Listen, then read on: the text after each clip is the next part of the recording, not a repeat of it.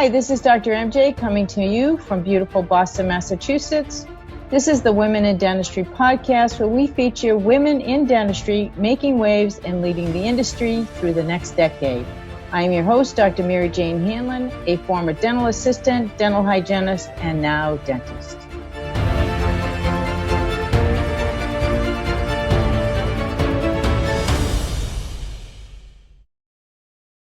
I am very pleased to introduce you today to Ms. Lauren Gueits.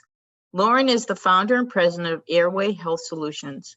She also graduated from the State University of New York in Farmingdale in 1991 with postgraduate training in orofacial myofunctional therapy from the AOMT in 2013. Lauren has always been passionate about comprehensive care and the ever-evolving landscape of dental hygiene, dentistry, and orthodontics. She is driven by helping people breathe, sleep, and thrive. She's been fortunate during her career to have multiple roles in the dental industry, starting out as a chairside assistant at age 15. She later became an RDH, receiving the prestigious 2010 Sunstar RDH Award-winning recipient for her work in interdisciplinary collaboration. She's the founder of Airway Health Solutions along with Dr. Ben Maraglia in 2018 to provide dental professionals and the education, training, and resources needed to screen, treat, and implement airway health into their practices. You can find Lauren as an influence of airway health on Airway Health Solutions Facebook, Instagram, New Airway Chats, and the video blogs on YouTube. It is now my pleasure to bring you to my interview with Ms. Lauren Gueits. Lauren, thank you so much for agreeing to be with us today. We're so excited to hear more about your story and how you get into dentistry. So if you wouldn't mind, if you could just tell us a little bit about your background and how you entered the field and what you're doing now. Don't forget to hit the subscribe button to our channel, and also don't forget to hit the bell so you never miss out on a single episode. Thanks so much. Terrific. And thank you so much for having me. Actually, Ann Duffy recommended that I reach out to you and that I must know MJ Hanlon. So shout out to Ann Duffy for connecting us. She's an amazing woman. Yes, and she's certainly, I'm sure she'll come up in this conversation at some point when we talk about inspiration. But my journey actually began a long time ago. So I'll try to make it as brief as possible and succinct, if you would. I was a dental assistant at age 14, actually, and I was recruited as a waitress in a country club for one of the doctors who worked there with his family.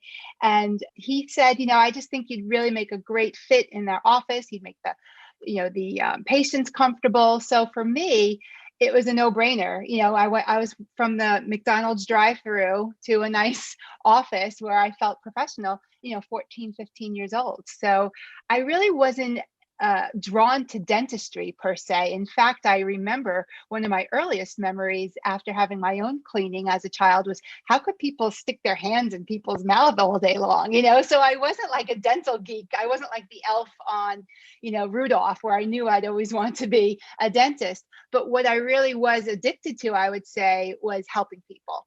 And so for me, it was a natural progression. Once I learned dental, I was comfortable with that skill set. So I wanted to enhance it. And that's when I went to dental hygiene school and graduated in 1991. And I was torn at that time between communications or dental hygiene. And it's funny how this career has really given me a little bit of everything. Like here we are on the podcast, it's kind of full circle.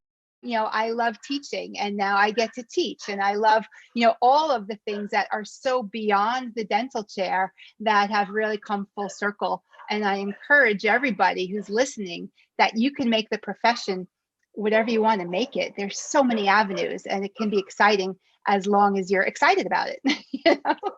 Absolutely. So how did you get into airway health? So that's a big jump, and that's more recent. So basically, from dental hygiene in 1991, I was practicing, and I still practiced up until March of 2020, pre-COVID. I was working in Manhattan, but I was always into comprehensive care. And to me, the definition of comprehensive care changed over time as I learned more about it. So it progressed from, hygiene school to caries-free, perio-free, oral cancer-free. That progressed to the oral systemic connection, which was really exciting and still is exciting. Then I learned all about malocclusion and just the detriment of traumatic occlusion on the mouth with perio, with all of the conditions that we tend to see on the daily basis as a result of malocclusion. But then I later joined Align Technology in the GP education. There was a big jump from clinical to corporate, but that's where I met Dr. Ben Moralia. And while I was so entrenched in malocclusion and so passionate about it, malocclusion is stemmed from underdevelopment of the jaws. So why are we all underdeveloped? So I'm a curious soul. I always have been. I like to ask why until you can't ask why anymore. And really, the bottom line is malocclusion is caused from the underdevelopment of the jaws, and that's caused from soft tissue dysfunction. So I advanced my education and was certified in orofacial myofunctional therapy through the AOMT in 2013. I didn't practice it. I just wanted to learn more about it because I was in corporate at the time, but I was fascinated by the whole thing. And then learning Dr. Moralia's teachings, working firsthand, just in the malocclusion bucket, we touched a little bit with Airway at Align Technology in our courses that we built, but we were kind of stifled, and we were able to really branch out when we went on our own and really talk about Airway and how we got here, how we can actually expand the dental arches really at any age. And my love is prevention. How can we prevent malocclusion, underdevelopment, sleep disorder breathing, and then all the maladies that go along with that? That is awesome. And, I am so glad that you brought up malocclusion, and I'm so glad that you brought up myofacial function. I think that there's so many topics missing from the dental school and dental hygiene school curriculum that, are on the outskirts of traditional thinking that absolutely positively have to be brought into the curriculum. To this day, I'm astonished that there hasn't been more movement in that direction and more expectation that we teach a broader range of topics and what we're learning. All of this is evidence-based. And if that's the case, why aren't we teaching it? I know part of the reason is we don't have the room in the curriculum, but are there things that are outdated that can go away with this new edition? So really critical Absolutely. questions. I have to give NYU kudos because they have me as a guest lecturer every year, and I lecture to their senior class.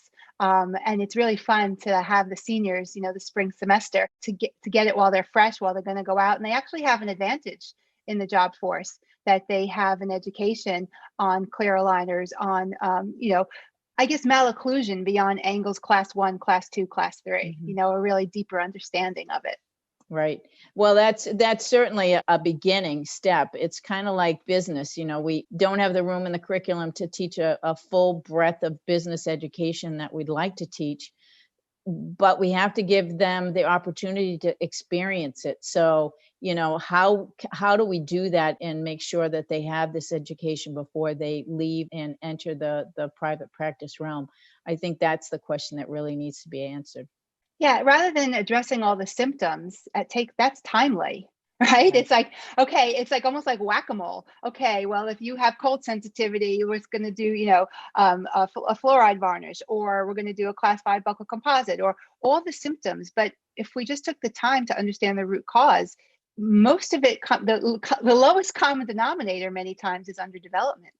Well, interesting that you say that, because you can say the same thing with biofilm and the precipitation of cardiovascular disease or, high blood pressure. If we were just testing the saliva on a regular basis, we would know that much more and be able to treat the patient at the symptom, and not at the symptoms, but at the precipitating factor rather than, treat the symptoms when they arise. Absolutely. And it always blows my mind when I have so many aha moments when I'm teaching this, whether it's to new students or seasoned hygienists, 30 years out, where all of a sudden they connect the dots with occlusal disease, periodontal disease, bruxism, TMD, migraines, all of it, where it all comes together where, now they have to think twice about recommending just a night guard. Maybe we need to get to the root cause, because night guard will help the symptoms, but it's certainly not going to get to the root cause. And it's not going to eliminate the problem, right? And isn't that why our patients come to see us, is to eliminate the problem and improve their life? So I do think we have a really huge responsibility to ensure that that happens. And so, the onus is on us individually as practitioners to make sure that we continue our education. Same with hygienists. I mean, I envision that, we don't need another mid-level provider. What we need is higher educated dental hygienists that can provide services to our patients that are necessary, like saliva testing, like, blood draw, and help diagnose, well, with the doctor, of course, diagnose symptoms that might be related to what they're seeing in the mouth.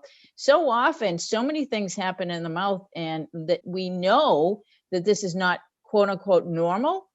And we do refer to the primary care physician because we know that there's an issue. We don't know exactly what it is, but at least we can address it and see the changes in the mouth and help these patients before they actually have any detrimental effects. Unfortunately, though, a lot of the primary physicians don't understand the connection with the oral systemic connection either. So sometimes it's the blind leading the blind. And ideally, what I humbly believe that our whole healthcare would change if everyone just addressed the oral cavity as its own entity and not so much as focusing on the teeth, but be mouth doctors, as Dr. Liao would say, or oral physicians, and take care of the whole oral cavity. I truly believe you're on the right track. And I think that we should be the primary physicians of the medical system. People come to see us much more often than they see any general primary care physician. They see us all the time. They see us twice a year for cleanings. They see us in the grocery store. They see us downtown walking with our kids. We're part of the community. We live there. We work there. We're involved with our communities. Many physicians, you don't say the same. They're involved in a hospital, which is not part of the community where people are actually living and working and being every day. I do believe that, we need to get medicine to understand that the teeth are not separate from the body. They do belong in the body, and that they are a contributing factor. So, obviously a message for another day, but we definitely are aligned on the same path, because I truly believe that hygienists can do more, assistants can do more, and dentists can do more, in that dentistry is a specialty of medicine. It is not anything separate. It is a specialty of medicine. And it's time that our medical colleagues open their eyes and realize that we can support them. I mean, no better time than now, because COVID-19 has impacted everybody, and they're on the front lines. Let them be on the front lines. Let us help support them. There's more consumer or patient awareness. I can't tell you how many patients reach out to me, and I host these Airway conversations that I live stream on Facebook. So it's open to anybody, and patients are savvy about this. It's not rocket science that they can't understand the connection and these symptoms that they struggle with for years. And if they're oxygen deprived, and if they can't, get that reparative sleep that they need, they're not going to function well. And, the earlier you can catch it, the more effective we are in helping humans have a healthier lifestyle. So that's what is empowering as a healthcare professional, is you can really be one of the most important part of your patient's healthcare team if you choose to be. Absolutely. And that no truer words have been said, if you choose to be, right? So I think that the responsibility does lie with us in making sure that we keep our education up and push ourselves to be educated at the highest level, so we can support the health and safety of our patients, without a doubt. Mm-hmm. So your journey has traversed a lot of terrain in dentistry. Yep. And so what do you find is your favorite part? It's really where I am now, what I'm doing now, the education. When I say education, I still love patient education. I just love connecting the dots, getting those aha moments, helping people feel empowered, whether it's in their career, whether it's in their health, whether it's in their lifestyle. That is what I can't wait to wake up every morning and get to work. I actually went back to clinical after being in corporate for 5 years, and it was more of a choice. I really didn't have to, per se, for financial reasons. I really needed to, because I'm a big component of walking the walk and talking the talk. And Yeah. I learned about Airway when I wasn't in clinical. So all my conversations as a hygienist were geared towards comprehensive care up to the point that I was aware of with malocclusion, oral systemic health. I didn't know anything about Airway. So I actually went back for about 2 years and implemented these Airway conversations that I'm teaching on. And I can't tell you how appreciative the patients are. Sure. They, pre-COVID, they hug you after your appointment. I'm sure everyone has this.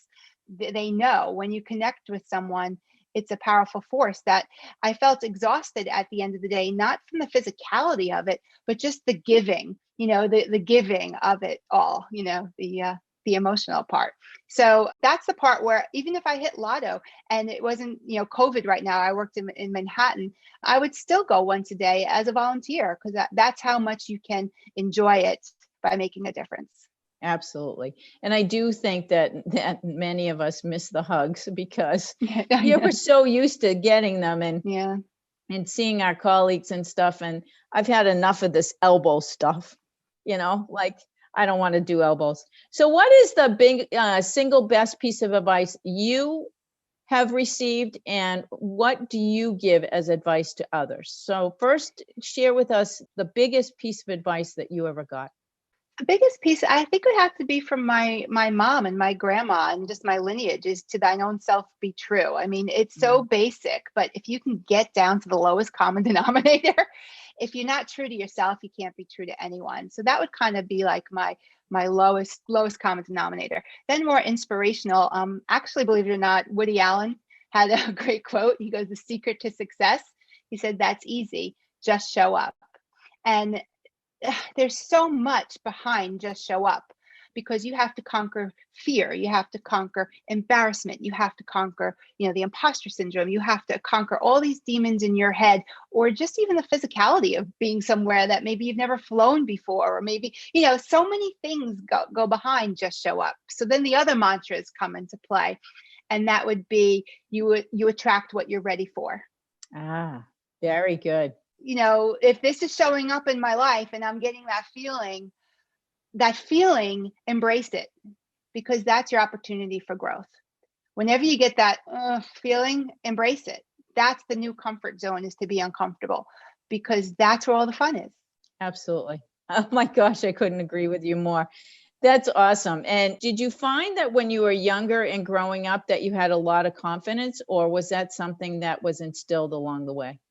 Well, it's almost like a muscle, I think. You can use it at times, and you can find that, when you speak your mind. I was always one to speak up, to have an opinion, I try to instill that in my kids. Use your voice, it matters. I was the middle child, so maybe my mom encouraged that a little more, where my voice mattered as much as my older sister or my younger sisters. So I think it's a process like anything else. It certainly has developed. It definitely falters sometimes, and that's when you have to have that just show up. You got this, trust the process, and then you can evolve after trusting the process to be the process and trust in yourself. Like, be the change you want to see. Just like you shared with me, MJ, when you started, there was not a podcast on women in dentistry, so you developed one, right? So be the change you want to see, be the process, trust that you can.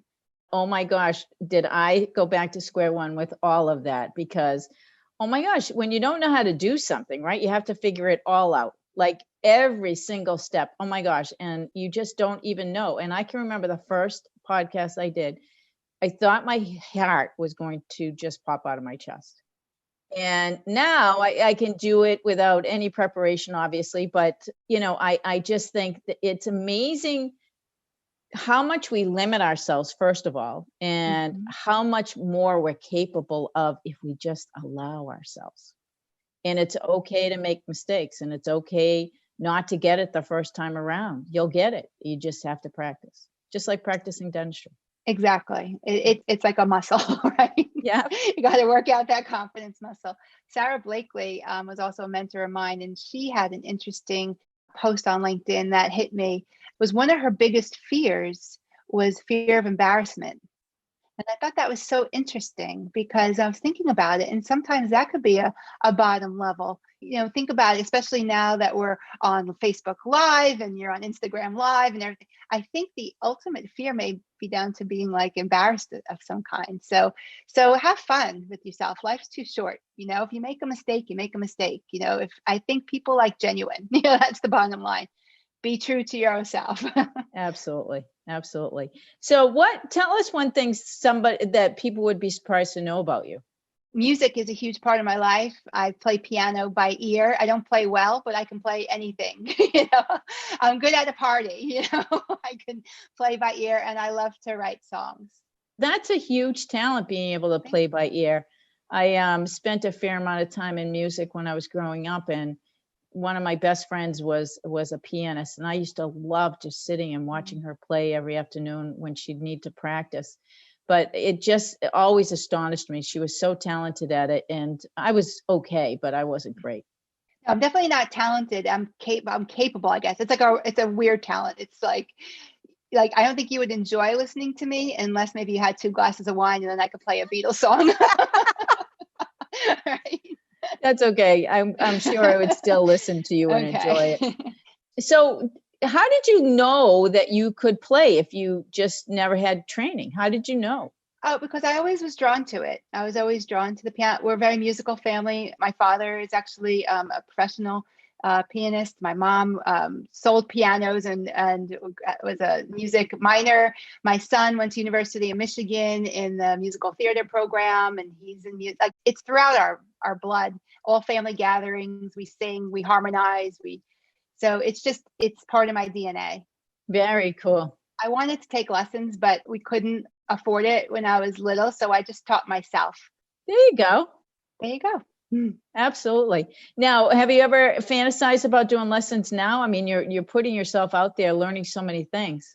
I don't so much about the lessons. I really think I just want to take more time for what I can do as far as writing. Like, I have that in my back pocket. I want to write more and collaborate with my son, who's very talented. I have a talent to write, and maybe a dream of mine would be to collaborate a song with my son. Oh, how exciting. What a great thing to be able to do. Amazing. Absolutely. It's a dream. It's a dream. You know what? That's okay. I mean, you put it out there in the universe, and usually that's how the magic happens. You put it out there and the magic just takes over. So I see. Next question for you is, one of the things that we know life brings us is obstacles. And, is there something in your life that was an obstacle that you were really concerned about, afraid to overcome, but that you were successful in overcoming? Yeah, I actually wrote this in the Do magazine about, at my corporate job, I was actually fired from it, which was kind of a shock, to me. And I opened up in the article. It took 2 years to do that, so it wasn't more like a revenge piece. It was really like my whole story of coming out of it. But when it first happened, it was like just deep breaths. All of my quotes that I told you, I'd really focused in and listened to like Wayne Dyer and just some comforting, like, you got this, and just sat down and figured out, what do I want to do with my life, with my talents, with what I've come to build. And that's when I started Airway Health Solutions and never looked back. It became successful the first year. I feel like the timing was right. I feel like I had the right, people behind me, and, never look back. But it's scary when you can't see the good ending, and you have to take that first step. It's Martin Luther King Day, and he said, faith is taking the first step where you can't see the whole staircase. That's the quote that really resonated with me the most today, because that first step is really scary. It is. And sometimes, the lights in the car aren't on, and it's a dark and foggy road, and you just have to just drive a little bit and keep focused on the yellow line. One focus, whatever that focus might be, and you'll get there. the journey starts with just, putting it in drive. Absolutely. Wow. That's an amazing story. Thank you. But it comes full circle when you can then see that as, everything happens for a reason. That was part of the process. Had I not gotten fired, I would have never have done Airway Health Solutions, so that's the embrace the change, all of that, all these cliches are cliches for a reason, because you're not alone. This happens. Everyone goes through these types of things, obstacles, whatever they may be. Absolutely. And they do make us better on the other side. I truly believe that. And you're right. I think everything does happen for a reason. And, we're in the place that we're at that moment in time, because that's where we're supposed to be. Yeah. And if anyone if they're fired or with COVID now, they don't want to go back to clinical, I really encourage them to read that article on kind of finding help, kind of like a roadmap to figure out what you want to do when you grow up, or your side hustle. Maybe you want that to be your main gig. Well, and that's one of the things that I'm a real big proponent of is, if we're not in our chair, we're not making any money. I mean, that's just a given, right? I mean, it doesn't matter if you're a dentist, an assistant, or a hygienist. And many times, as support staff and part of the team, you don't get bonuses. You don't get, vacation. You don't get anything but just the hourly wage. And so many entrepreneurial minded men and women, find a side hustle. And sometimes those become you're much more passionate about that because you're focusing in on something that you love. How did you navigate the business side? Is that something that you had a lot of experience with, or did you seek out help? So it actually was a progression where I went from clinical to sales. So I was a sales rep for Align Technology for 2 years. And how I got corporate attention was because I wasn't selling, I was educating. And I was getting the awards, and I was getting, the quotas, and they were like, what are you doing? So it's interesting how the clinical then turned into business. And then I learned the business from me turning the clinical into business. Then I learned the business side. Actually, it was more like an internship, if you would, or an MBA working at Align. So I'm grateful for that experience. So I learned a lot of the business part from being in corporate. And the others, I listened to webinars. I read a lot. And a lot of it was just networking. I had, kind of a list here of networking is so important. Don't start things from scratch. See what other people are done and pay it forward. Absolutely. Great advice. I found that the number one piece missing for me when I started to put things together for even the podcast was the marketing piece. It's so vast, and the knowledge needs to be so comprehensive that, Facebook, Instagram, tweeting, LinkedIn. Oh my gosh, where the heck do you start? I know. And I think that one of my biggest learning pieces, and I'll share this with the audience just in case, has been that I don't need to know everything, but I need to know where to get the help. And, on that side of things, while I understand it a little bit better now, I don't need to be the expert at it, because my time is better spent doing other things that I'm much more passionate about and that I'm much better at. And that's scary too, right? For me, I just hired someone to help me with my social media marketing and all that. It was just December. It was a plunge for me to do that. It's where you don't know what's around the corner. You don't know where the economy's going. You don't know if we're going to have close downs. You just, it's an unsettling time. But that's when you go back. The time is now. Just conquer those fears, and things tend to fall into place. Manal Sampat was very helpful for me. I hired her as a coach when things got a little lucrative for me. So yes, I agree. Reach out. We have fellow entrepreneurs. I know Jasmine Haley was on your show. If you don't want to do what I did and kind of figure it out on my own, in retrospect, I probably should have reached out to Jasmine, but there's a comfort level too. It's okay to do it your way. It might take a little bit longer, but one day at a time, and then you'll get the pieces come together. And when it does, it's kind of euphoric in a way.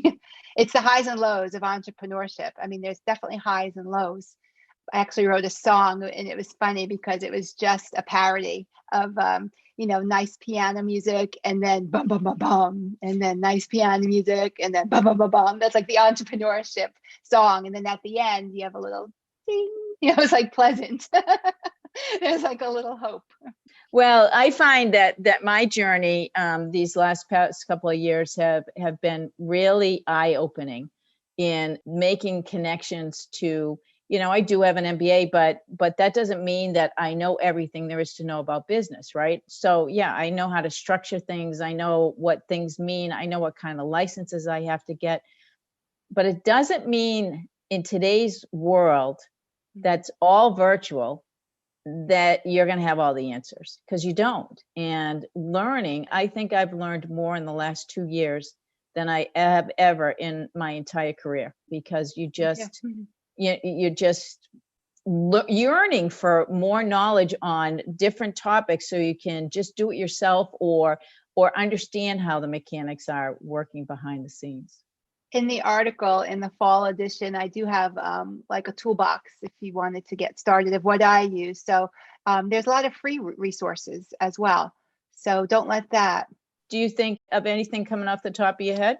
There's a lengthy list, but I can certainly just share a couple. Just certain software, like investing in a calendar like Calendly, or you can book me, establish a limited liability company. You can do that with LegalZoom. For me, Vistaprint was very helpful in just creating a quick logo, G Suite, just kind of like setting it up a virtual business. And also then the Small Business Administration, they have free classes also. And they actually have free coaches. So if you needed that, that may be helpful. The Zoom, obviously, professional Zoom account. I couldn't do my business without Zoom. And, domains like GoDaddy, just get a name. So I kind of have it in order so you can kind of like map it out. And then just the emotional part to it, I mapped out, the perseverance and having patience and networking and just trying to find your passion and take it from there. Awesome. Great advice. Any last minute advice you want to share in addition? Follow your gut. That's the bottom line. If you have that nagging feeling where, that word should, the should is kind of gets you to a next level. Listen to your voice and honor that and sit with it for a little bit and see where it could go. And what I would say is imagine what you could do if you couldn't fail. And then imagine what you could do if you couldn't fail. And then imagine if you won the lottery. Like, what would you do if money or fear wasn't in the way? And that's usually, you can kind of uncover your calling or what your next journey wants to be. I will tell you that is absolutely on point, because if you can visualize it, it can become a reality. And I have talked to others about the same thing, and it's important. It's important to see where you want to go and to know that you can get there. Mm-hmm. Lauren, thank you so much for being with me today. It was my pleasure to have you on the show. And if somebody needs to get in touch with you, and how can they reach you? Sure. You can reach me at lauren@laurengueits.com. It's spelled Gueits, or it's probably easier to remember, info@airwayhealthsolutions.com. My website is airwayhealthsolutions.com. Learn about what we offer and how we teach doctors to become airway dentists. And we also have team training as well. Awesome. Congratulations. Thank you. And thanks for having these podcasts. It's really day brighteners, and what a wonderful idea. I wish I had these podcasts when I was younger. So do I. So thank you for being that change that you wanted to see. Oh, thank you. I appreciate that, Lauren. Thank you so much for listening to the Women in Dentistry podcast with Dr. MJ Hanlon. If you like our show and want to know more about us, check out our website, thewomenindentistry.com, or please leave us a review on iTunes. Join us for our next episode as we bring you another amazing woman leading the way for the next generation.